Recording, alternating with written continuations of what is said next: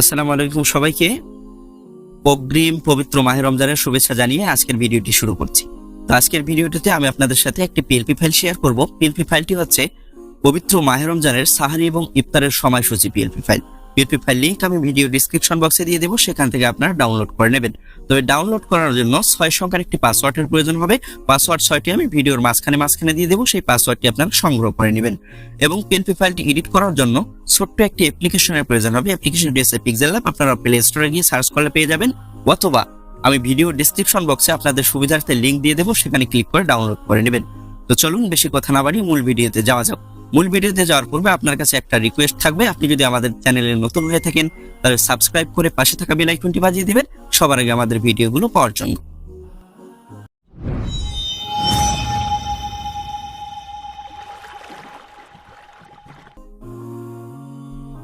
Welcome back. বলছিলাম পবিত্র মাহে রমজানের সাহারি এবং ইফতারের সময়সূচি ক্যালেন্ডার নিয়ে।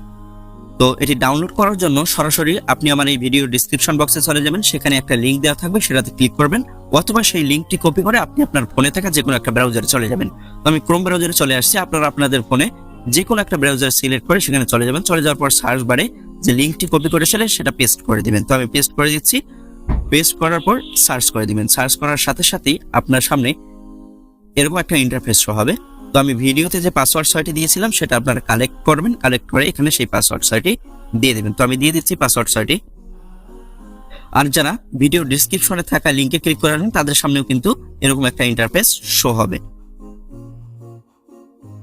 পাসওয়ার্ডটি দিয়ে দেওয়ার পর অ্যাক্সেসে ক্লিক করবেন। অ্যাক্সেসে ক্লিক করার সাথে সাথেই আপনার সামনে এরকম একটা ইন্টারফেস শো হবে। নিচে দেখতে পাচ্ছেন ডাউনলোড আইকন, এটার উপরে ক্লিক করবেন।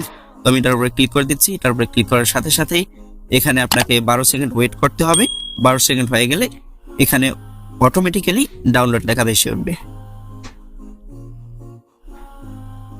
তো দেখতে পাচ্ছেন ডাউনলোড লেখা ভেসে উঠেছে। তো এটার উপর আপনারা ক্লিক করে দিবেন। আমি এটার উপরে ক্লিক করে দিচ্ছি। এটার উপরে ক্লিক করার সাথে সাথেই আপনার ফোনে থাকা সকল ইমেইলগুলো এখানে শো করবে, যে কোনো একটাকে সিলেক্ট করে ওকেতে ক্লিক করে দেবেন। তো আমি ওকেতে ক্লিক করে দিলাম। ওকেতে ক্লিক করার সাথে সাথে আপনার সামনে এরকম একটা ইন্টারফেস শো হবে। ডান দিকে কোণায় দেখতে পাচ্ছেন থ্রি ডট আইকন, এটার উপরে আপনি ক্লিক করবেন। এটার উপরে ক্লিক করার পরে এখানে দেখতে পাচ্ছেন ডাউনলোড অপশন, এটার উপরে ক্লিক করে দেবেন। এটার উপরে ক্লিক করার সাথে সাথেই পিএলপি ফাইলটি ডাউনলোড শুরু হয়ে যাবে। দেখতে পাচ্ছেন এখানে ডাউনলোড হচ্ছে পিএলপি ফাইলটি। তো ডাউনলোড সম্পন্ন হয়েছে। তো ডাউনলোড কমপ্লিট হয়ে গেলে আপনারা সরাসরি আপনার ফোনে থাকা পিক্সেল অ্যাপ অ্যাপ্লিকেশনটিতে চলে যাবেন। আমি পিক্সেল অ্যাপ অ্যাপ্লিকেশনটিতে চলে যাচ্ছি। চলে আসার পর ডান দিকে উপরে কর্নারে দেখতে পাচ্ছেন থ্রি ডট আইকন, এটার উপরে ক্লিক করবেন। এটার উপরে ক্লিক করার পর ওপেন ডট পিএলপি ফাইল, এটার উপরে ক্লিক করবেন। এটার উপরে ক্লিক করার পর ডট পিএলপি এটাতে ক্লিক করবেন। এটাতে ক্লিক করার সাথে সাথেই আপনি যে ফাইলটি ডাউনলোড করেছিলেন সেটা এখানে শো করবে। আমি যে ফাইলটি ডাউনলোড করলাম সেটা কিন্তু এখানে শো করছে। তো আপনারা এটার উপরে ক্লিক করে দেবেন। এর উপরে ক্লিক করার পর এখানে ওপেন অ্যান্ড অ্যাডে ক্লিক করে দিবেন। তো আমি ওপেন অ্যান্ড অ্যাডে ক্লিক করে দিচ্ছি। ওপেন অ্যান্ড অ্যাডে ক্লিক করার সাথে সাথেই পিএলপি ফাইলটি আপনার সামনে শো হবে। এখন আপনি এই পিএলপি ফাইলের সকল লেয়ারগুলো পরিবর্তন করে নিতে পারবেন। কিভাবে পরিবর্তন করে নেবেন? আপনার নাম বা জেলা এগুলো সবকিছু আপনি পরিবর্তন করে নেবেন। পরিবর্তন করে নেওয়ার জন্য এখান থেকে পাচ্ছেন লেয়ার আইকন, এটার উপর আপনি ক্লিক করবেন। এটার উপর আমি ক্লিক করে দিচ্ছি। ক্লিক করার পর আমি আপনাদেরকে দেখানোর জন্য একটি টেক্সট পরিবর্তন করে দেখাবো।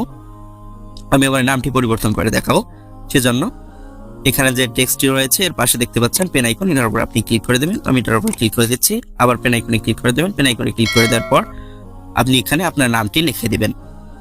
তো আমি একটা নাম লিখে দিচ্ছি।